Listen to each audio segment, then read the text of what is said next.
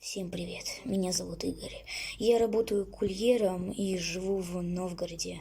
Однажды я, как всегда, возвращался с работы. Когда я уже наконец пришел в дом, я умылся и завалился спать. Но ближе к 12 часам ночи я услышал какие-то шорохи за дверью, но не придал этому значения. На утро я услышал звон в дверь. Когда я открыл дверь, я увидел перед собой полицейских. Они сказали мне: «Здравствуйте, сегодня ночью у вас в подъезде пропал человек. Вы видели что-то подозрительное?» Я им сказал, что ничего подозрительного не видел, и через некоторое время пошел на работу.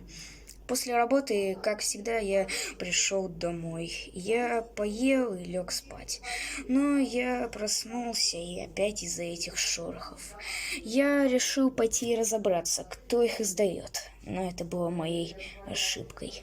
Когда я открыл дверь, там был огромный человек. Но я даже не уверен, что это был человек. Он посмотрел на меня, и я тотчас побежал в гостиную и закрылся в шкафу там и просидел до утра.